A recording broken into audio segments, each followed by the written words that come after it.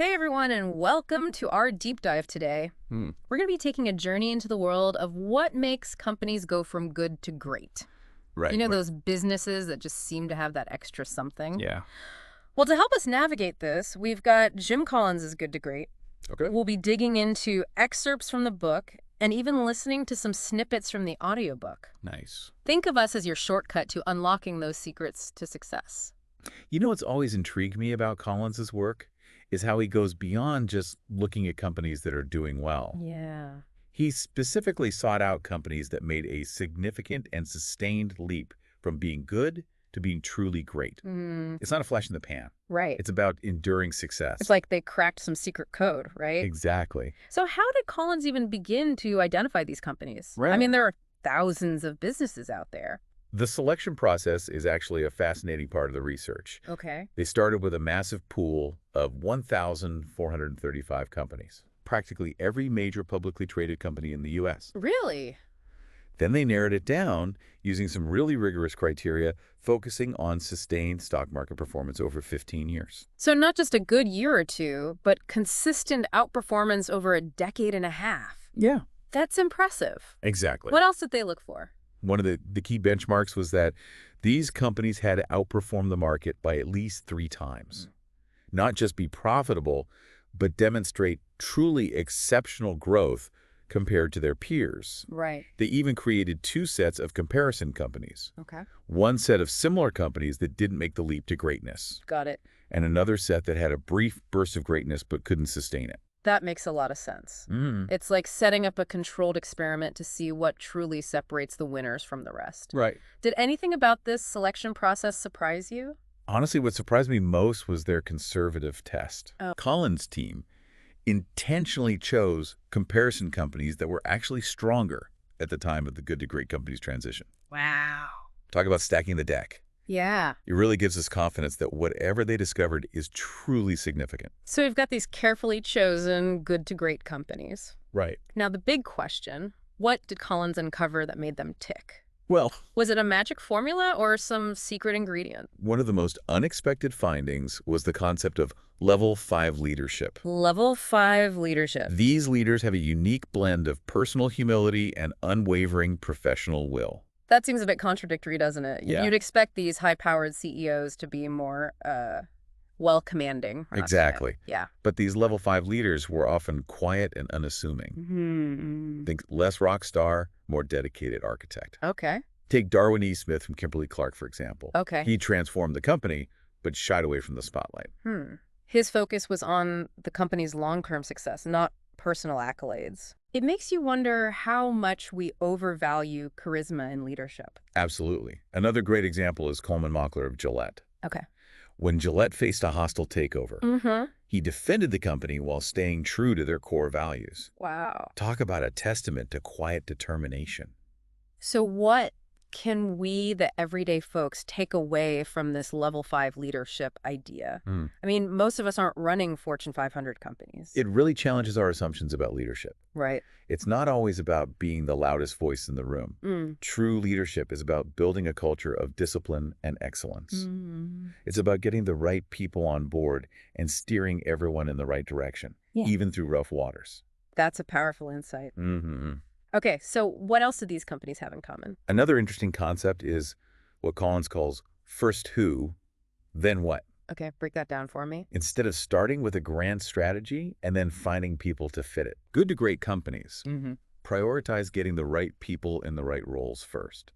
It's like putting the team together before deciding on the game plan. Right. Does that really work? It might seem counterintuitive, Yeah. but it's about trusting that the right people will find the right path. Okay. In fact, some of these companies went through phases where they appeared to be drifting, trying different things, and even letting go of people who didn't quite fit. Right. They were building the dream team before they knew exactly what they'd be tackling. So it's more about having a team that can adapt and figure things out together Yeah. rather than forcing people into a predetermined mold. Exactly. Oh, And this ties into another key concept, confronting the brutal facts. okay. Good to great companies cultivated a culture where people could speak openly and honestly, Right. even if it meant delivering bad news. So no sugarcoating or sweeping problems under the rug? Right. I can imagine that takes a lot of trust. It does. Yeah. They created red flag mechanisms to surface issues early on. Oh. For instance, Nucor had this short pay policy, where if a customer wasn't happy with a product, they could pay less than the invoice amount. No questions asked. Wow, that's a bold move. Yeah. They weren't afraid of negative feedback. They actually encouraged it. It's all about being honest about the challenges and then working together to find solutions. Right. Remember, you can't fix what you don't acknowledge. That's such a critical point. You know, it seems like all these concepts, level 5 leadership, first who, then what, and confronting the brutal facts are all connected in some way. You're absolutely right. Yeah. It's about building a culture of trust and transparency where people feel empowered to speak their minds and challenge the status quo. And if you've got the right people on board, they're going to be the first to raise their hands when they see something isn't working. Right. It's like having a built-in quality control system. Exactly. Now let's talk about the hedgehog concept. Okay. This one seems to be all about finding your sweet spot, that magical intersection of passion, what you excel at, Right. and what drives your economic engine. It's a powerful idea. The book uses the example of Walgreens and Eckerd, Okay. two drugstore chains. Walgreens was laser-focused on becoming the best in the world at convenience pharmacy. Got it.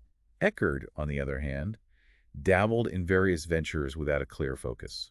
So Walgreens' focus on their hedgehog concept really paid off. Absolutely, it allowed them to dominate their industry. And for you, the listener, the hedgehog concept can be applied to your own life and work. Okay. It's about understanding your passions, what you excel at, and how you can create value. It's like figuring out your personal formula for success. Exactly. All right, what other game-changing ideas did Collins uncover? Well, one that really paints a vivid picture is the contrast between the flywheel and the doom loop. Okay, those sound pretty dramatic. Tell me more. The flywheel represents sustained momentum. Okay. Each small win builds upon the last, creating a cycle of success that becomes increasingly difficult to stop. On the other hand, the doom loop is characterized by reactive, inconsistent action, often driven by fear. So it's like two very different paths. Yes. One leading to continued growth and the other leading to stagnation. Precisely. Okay. The book shares stories of companies that fell into the doom loop, like Addressograph Multigraph, who chased after quick fixes and fads, only to see their core business decline. And what about the companies that built up that unstoppable flywheel momentum? Take Nucor, for instance. Okay. They focused on their hedgehog concept, making consistent incremental improvements over time. They weren't looking for overnight miracles. It's like that saying, slow and steady wins the race. Right. Absolutely. It emphasizes the importance of patience and persistence. You don't always need a giant leap forward. Sometimes it's the small, consistent steps that lead to the biggest breakthroughs. Exactly. And this brings us to the role of technology in good to great companies. I'm curious about that. It seems like technology moves so fast these days that it's hard to stay ahead of the curve. What Collins found is that technology should serve the hedgehog concept, Okay. not drive it. That makes sense. You shouldn't let the latest gadget or software dictate your entire business strategy. Exactly. Yeah. A great example is the contrast between Nucor and Bethlehem Steel. Okay. Nucor embraced new technology that enhanced their steel-making expertise. Bethlehem Steel, however, chased after unrelated innovations, which actually contributed to their decline. It's a cautionary tale. Technology is a powerful tool, but only if it's used strategically. Indeed. And running through all these concepts, the flywheel, the hedgehog concept, even the doom loop, is this overarching theme of discipline. Right. You need more than a good idea. You need the discipline to execute it consistently. The book uses the example of Rubbermaid, a company that thrived under a culture of discipline but struggled when that discipline wavered. Discipline, when aligned with a clear vision and the right people, is what separates good intentions from lasting results. You could have the best plan in the world, but without discipline, it's all just talk. Yeah. You know? Right. It's all just talk. It's like that old saying, discipline is freedom, right? You're free to achieve great things when you have the discipline to stick to your goals and stay the course. Exactly. It's about having the willpower to stay focused. Right. Even when things get tough, even when distractions pop up, or when you're tempted to take shortcuts. Speaking of distractions, I was really struck by Collins's research on media attention. He actually found that the good to great companies received significantly less media attention Oh, wow. than the comparison companies, Yeah. especially during their transition period. It's a fascinating point. While the comparison companies were making headlines, Yeah. the good to great companies were quietly building momentum, staying focused on their hedgehog concepts, and letting their results speak for themselves. It's like they were playing the long game, not chasing after quick wins or seeking validation from the outside world. Exactly. And it's a reminder that real success often happens below the radar. Right. It's not always about being the most talked about company or having the flashiest marketing campaign. It's about consistently doing the right things, even when no one's watching. It's about focusing on building a solid foundation rather than getting caught up in the hype.